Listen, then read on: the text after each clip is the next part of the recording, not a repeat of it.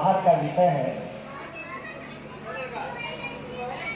क्योंकि यह जो शहादत थी, उस शहादत में गुरु गोविंद सिंह सिखों के 10वें गुरु, जिनकी जन्मभूमि पटना साहिब था, और एक सिख धर्म के खालसा पंथ है, वो प्रवर्तक भी माने जाते। सिख धर्म के 10 गुरुओं में से 9 गुरु सिख धर्म को समाज सेवा से जोड़कर सामाजिक परिवर्तन की लड़ाई लड़ रहे थे, लेकिन 10वें गुरु भारत एक गुलाम देश था और इसके सीमाओं की रक्षा कौन करेगा, इस मुहिम के साथ सिख धर्म को खालसा पंथ, जिसको हम बोलते हैं कि एक सैन्य दस्ता के रूप में उन्होंने बदलाव लाया। तो जो लोग भी समाज के बदलाव लाने वाले जितने भी भगवान के अवतार हुए, उस सभी लोगों को शहादत देना पड़ा। और ये कोई भारत के भीतर नहीं हुआ, दुनिया के जितने लोग, आप ईसा मसीह को देखें, उन्होंने समाज परिवर्तन की लड़ाई लड़ा तो उन्होंने सूली पर चढ़ाए गए। मोहम्मद साहब समाज परिवर्तन की लड़ाई लड़े तो दिया गया था, वो उनको भी मौत स्वीकार करना पड़ा। तो जिस रास्ते पे गुरु गोविंद जी जा रहे थे उसमें शहादत होना ही, बच्चे के रूप में शहादत हुआ, बड़ी लड़ाइयां उन्होंने लड़ी। इसलिए जो सामाजिक परिवर्तन की जो संघर्ष है, जो जड़ता है समाज के भीतर, जो सत्ता का स्वरूप है, वो लगभग एक जैसा है। जो भी शासन कर रहा है वो कभी उदार नहीं रहेगा।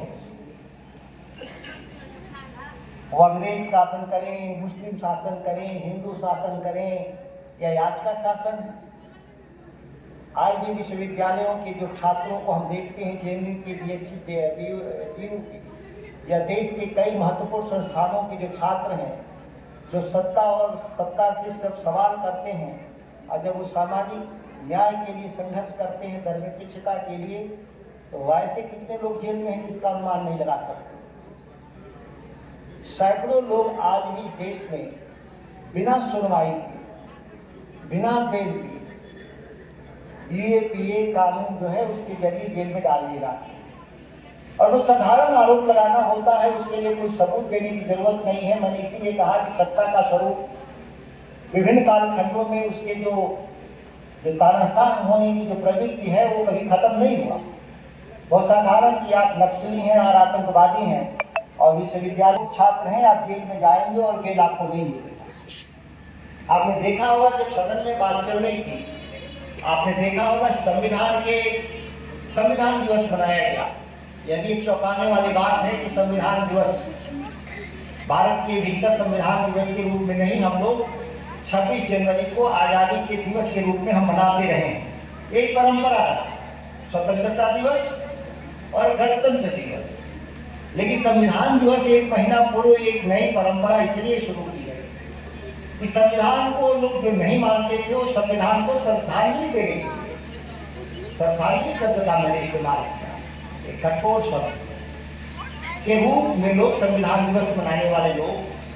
और जब आप देखोगे पार्लियामेंट में, मैंने कहा कि कहाँ हम स्वरूप है भारत के संविधान के जरिए जो हमने घोषणा किया था महात्मा गांधी के, अम्बेडकर के, नेहरू के सपनों को साकार करने के लिए, क्या हम वहाँ हैं? ऐसे कई कानून में परिवर्तन हुए जो दमनकारी है, ड्रैकुलियन लॉ है, जो आपको जो न्याय की जो सबसे जो पहली जो शर्त होती है प्राकृतिक न्याय, नेचुरल जस्टिस, उसमें नहीं टिकता। अगर किसी पर मुकदमे हैं तो बेल लेने का अधिकार इसमें है, लेकिन अगर ईडी के जरिए आप जेल चले जाए या यूपीए के जरिए जेल चले जाए तो आपको बेल लेने के लिए वर्षों इंतजार करना पड़ता है। और इस देश में ऐसा कानून है, और कानून तो कोई हवा में बना नहीं। ये तो पार्लियामेंट ने बनाया। कमलेश जी, आपको काम नहीं दिखता है, इसीलिए कि आप काम नदी गली में मुझे खोज रहे हैं, नदी गली का काम हुआ क्यों नहीं हुआ। मैं भारतीय संसद का सदस्य हूँ, मैं भारतीय संसद का सदस्य हूँ, जहाँ 150 करोड़ लोगों की सबसे जरूरी जो हिफाजत है, कानूनी हिफाजत, उसमें से हम 543 लोग हैं और 543 के आधे से अधिक सरकार में है। जो सरकार में है उनको हमको ढोकना होता है एक छोटे से दल के साथ, जो हम विपक्ष के लोग हैं, और उसमें भी हमारी संख्या पार्टी की बहुत कम होती है। बहुत मुश्किल से 4 लोग हैं और 543 भागे 4 घंटा जो सत्र होता है भाषण देने का, जो 2 बजे से 6 बजे तक चलता है, तो 240 मिनट में कितने लोग को बोलना होता है? 543। उसी में हिसाब जोड़ा जाता है। एक सांसद पर आधा मिनट, 4 सांसद मतलब 2 मिनट, हम बोलते हैं 5 से 7 मिनट। तो हम समय ले लेते हैं, वो हमारी योग्यता हो सकता है। जो कानून तो उनको 2 मिनट बोल देता है, लेकिन 5 से 7 मिनट 8 मिनट बोल ही लेते हैं। लेकिन आपके जो सवाल है इस देश के भीतर, उसकी हिफाजत 2-3 मिनट में भी करना मुश्किल है, 5 मिनट में। और विपक्ष के तौर पे हम लोग लगातार सरकारों को सजग करते हैं। सत्ता के चरित्र नहीं बदलती, इसलिए मैंने कहा बाल दिवस में जो शहादत था, सत्ता को चुनौती दिया गया था दिल्ली की सरकार को, गुरु गोविंद सिंह के द्वारा, जिसके एवज उनके 2 छोटे बच्चों की क्या कर सकते हैं, दंड दिया गया था, फांसी की सजा दे दी गई। तो हम जब सत्ता से सवाल कर रहे होते हैं, सत्ता से जब हम लड़ रहे होते हैं, तो आज भी हम लोग एक बात को मानना पड़ेगा कि हम सही माना जाता है कि हम शहादत दे रहे हैं। हम लड़ रहे हैं तो शहादत दे रहे हैं, और हम लोग उसके पीछे हटने वाले लोग नहीं। हम तो सत्ता में हटके भी सत्ता से सवाल किया, और हमको जरूरत हुआ तो मैंने इस्तीफा दिया, जिसको शहादत किया। हमने उसके लिए कोई सत्ता से समझौता नहीं किया। हम सत्ता से समझौता कभी नहीं कर सकते। हम मुद्दों के साथ रहने वाले लोग। हमारी जो व्यापक उपलब्धियां हैं 6 महीने के भीतर, इस बिहार के भीतर इस सवाल को लेकर के मेरा इस्तीफा हुआ था। बच्चे बहुत छोटे हैं, इसीलिए उनके लाभ में भाषण नहीं दे रहा हूँ। आप दुखी ना हो, कभी आपके लिए अवसर होगा तो मैं, आप बड़े हो जाएंगे तो आपके लिए मैं भाषण दूंगा।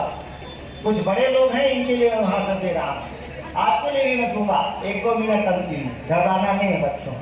इसलिए मैंने कहा कि मैं मंडी कानून को लेकर के, भूमि अधिग्रहण कानून को लेकर के, और इस राज्य में किसानों की आमदनी दोगुना हो, इसके लिए जो धान की खरीद की खरीद की प्रणाली में सुधार हो, 3 प्रमुख मुद्दों पे हमने लड़ा था। भ्रष्टाचार तो एक सार्वभौम सत्य है जो केवल विभाग में नहीं, हर जगह, तो वो एक सवाल था, लेकिन हमने उस पर काम हासिल किया, उपलब्धि। बिहार की सरकार 1.5 साल बाद जा करके बिहार में मंडी कानून को लागू करने का काम किया, ये हमारी उपलब्धि थी। 18-19 साल से भारत सरकार और बिहार सरकार में लड़ते लोग थक चुके, और फिर भी उसको लागू करना पड़ा। लागू करने के बाद भी अपमानित सरकार कभी प्रचार नहीं की कि मैं इस कानून को लागू कर दिया। लागू करने का अगर प्रचार करता तो उसको लोग सवाल करते कि फिर लाकर सीधा इस्तीफा क्यों होगा, कानून लागू हुआ। भूमि अधिग्रहण जैसा सवाल इस राज्य में, देश के भीतर जो किसानों से जमीन इस देश में सरकारों के जरिए लूटा जा रहा है, किसानों से PPP mode, public private partnership के जरिए इस देश में किसानों की जमीन को चिन्हित करके देश के कारोबारी कहते हैं कि मैं फला जगह उद्योग लगाऊंगा, ये जमीन ले लीजिए मेरे लिए, और सरकार लाठी के बल पे जमीन को कब्जा कर लेती है। ये पूरे देश की समस्या थी, और बिहार सबसे बड़ा भुक्तभोगी था, और हमने लड़ा। तो देश में बाकी राज्यों का मैं नहीं जानता, बिहार में पिछले 25 दिन पहले सरकार ने कहा कि हम हर साल 10% जमीन का दाम बढ़ाकर देंगे, और एक कब से बढ़ेगा? 2013 से। आज 24 हो गया, 11 साल 10% हर साल चक्रवृद्धि ब्याज के जरिए ये 2.5 गुना दाम मिलेगा इस राज्य के किसानों को। ये दूसरी हमारी बड़ी उपलब्धि थी, जिसको हम लोगों ने लड़ा। लोग कहते हैं पागल हो गए हैं, इनके आंदोलन से, प्रदर्शन से सरकारें झुकेंगी, और नीतीश कुमार जैसे जड़ी आदमी जिनके बारे में है कि इस कुर्सी बदल सकते हैं, सत्ता परिवर्तन हो सकता, लेकिन अपने मुद्दे से नहीं हटने वाले हैं, वैसे जड़ी आदमी से बिहार में हमने काम को करवा लिया। और बिहार को हर साल 5,000 करोड़ रुपए फायदा हुआ किसानों को। 5,000 करोड़ जितनी सड़कें बन रही हैं, जो बिजली घर बन रहे हैं, जितने भी योजनाओं में जो जमीन का अधिग्रहण होगा वो 2.5 गुना दाम उसको मिलेगा। तीसरी बात, आप सर्वे हो रहा था बिहार का, पूरा किसान हैरान परेशान। हम इस जमीन को बरसों से जोत रहे हैं, हम इस जमीन पर गरीब आदमी बरसों से काबिल है। बिहार की सरकार कह रही थी मुझे काबिल दिखाओ, नहीं कि जमीन इस सरकार की हो जाएगी। कह रहे थे गरीब लोग, और मैंने केवल 3 छोटा कार्यक्रम किया।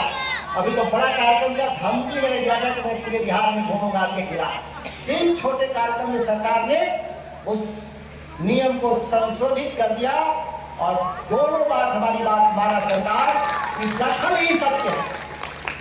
अगर आपके पास कागज नहीं है, भले ही कागज सरकार के पास हो, लेकिन दखल ही महत्वपूर्ण है। दखल के आधार पर उसको सर्वे में उसको सेटल किया जाएगा, और सर्वे 1 साल के लिए उसको स्थगित कर दिया गया। ये दोनों गांव में लड़ाई, भाई भाई में लड़ाई, भाई बहन में लड़ाई, केवल पड़ोसी से नहीं विवाद था, घर में विवाद, तो इसको भी मैंने करवा दिया। लेकिन ये काम अगर नहीं दिखता है कमलेजी तो दुर्भाग्य है। हम गली गली बनाने के लिए नहीं बने हैं, इस काम के लिए मुखिया लोग होता, सड़कों को स्कूलों को बनाने के लिए आपका ये विधायक होता। और मैं केवल 6 महीने में इस इलाके को 14-15 हजार करोड़ रुपए लाया बक्सर के लिए।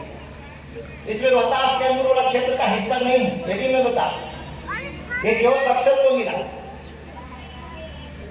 चौसा से लेकर के बाईपास जाएगा हिरौली तक, बक्सर के बाहर 1,000 करोड़ का परियोजना। हिरौली से ईस्टर्न एक्सप्रेस वे जो जोड़ेगा, जो लखनऊ जाने वाला रोड है, वो 2,500 करोड़ का प्रोजेक्ट है, 2 परियोजना।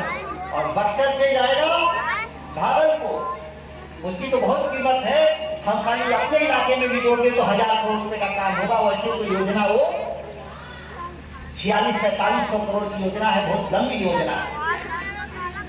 चौसा का बिजली घर चालू होने की स्थिति में आप रोज सुनते थे कि चौसा में किसान को पीटती थी पुलिस प्रशासन जाकर। कितने लोग जेल गए? 80-90 लोग जेल गए, कई लोग जेल में सड़ गए, मर गए लोग। लेकिन हमारे एमपी बनते ही वहां विवाद खत्म, कोई वहां विवाद नहीं हुआ, कोई लाठी नहीं चला। मैंने उस विवाद को सुलझाया जो किसानों का उचित मांग था। अभी योजना 1300 मेगावाट जो बन गया, जो चालू होने जा रहा है, 800 अलग से बन रहा है, 800 मेगावाट अलग से बन रहा है। उसकी कैपेसिटी 2.5 गुना बढ़ा दिया गया, 9,000 करोड़ तक बिजली घर के लिए पैसा। इसके अलावा भी हमारा कोई औद्योगिक क्षेत्र बड़ा नहीं था। इस बिहार का सबसे बड़ा औद्योगिक क्षेत्र नावानगर में हमने उसको स्पेशल इकोनॉमिक जोन घोषित कराया।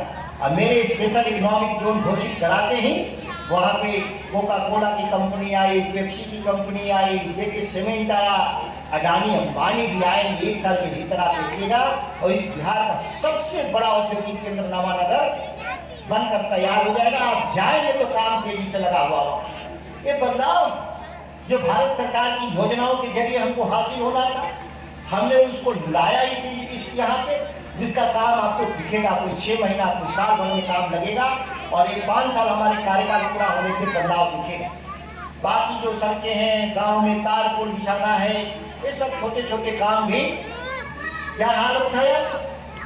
राजपुर से रास्ता था पूरे गड्ढे में तब भी निकला, बक्सर से चौसा से चलते थे कोचस 12 तक, रोड नाम का चीज नहीं था। बरसात में ही मैंने कहा जबरदस्ती काम लगाओ, और आज गड्ढे भर दिए गए, तो लगभग वहाँ गाड़ी चलने लायक की स्थिति अब हो चला है। 1 आध महीने का और काम उसमें बचा होगा। वही यहाँ रिटाड़ी बाजार का था, उसको भी ठीक करा। हमारे नावानगर का जो भोजपुर से जाता है, जो डिहरी जो हाईवे, नेशनल हाईवे, उसमें हमारा डुमराव में बाईपास नहीं था, हमारा वहाँ आगे दावत में बाईपास नहीं था, रोड जाम लगा रहता था। दोनों बाईपास को हमने सेंक्शन कराया। आने वाले 6-8 महीना में भी वो काम आपको दिखाई देगा।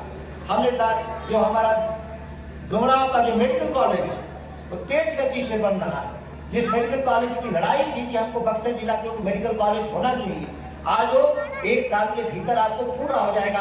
आधे बिल्डिंग से ज्यादा वो बन चुका है।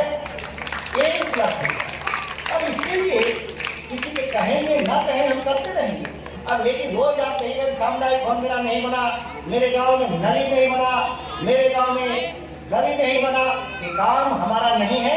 अपनी जिम्मेदारी से मुकरे नहीं पंचायती राज के लोग, जो त्रिस्तरीय पंचायती राज के लोग हैं, ये सब लोग आप मिलकर करें, इसी में हम भी मदद करें। मेरे का मैं मदद करें, मैं मदद करूँगा। शैक्षणिक ढांचे के बदलाव के लिए संबंध जी ने जो बड़ा विद्यालय अपने सहयोग से खड़ा किया है, ये भी विकास का काम होता है।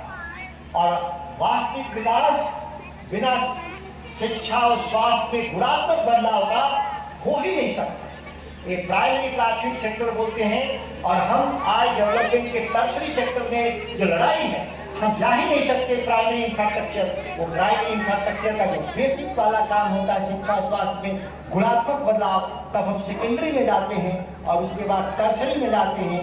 दुनिया टर्शरी में चली गई, हो सकता है कि कोई चौथी भी आर्टिफिशियल इंटेलिजेंस का जमाना है, चौथी दुनिया भी बन रही होगी, जिसको हम लोग नहीं यहाँ से जानते हैं, देख रहे हैं, लेकिन हम पहले ही हम चीज़ों में फंसे हुए हैं। इसीलिए बहुत साधुवाद आप जैसे लोगों को जो ग्रामीण क्षेत्रों में अपने महत्वपूर्ण संसाधन को लगा करके आप बच्चों को शिक्षा की व्यवस्था जो दे रहे हैं, ये कोई साधारण नहीं है।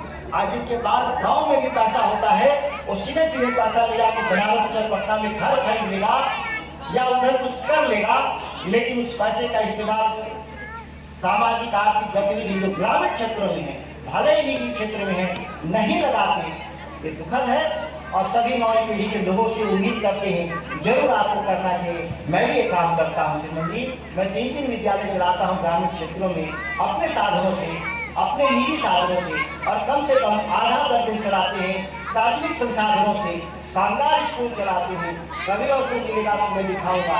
इस लड़ाई को हम आगे ले जाएंगे और कैसे बक्सर आगे जाएगा, इससे भी आगे जाएगा, एक सारा चीज आपको दिखेगा।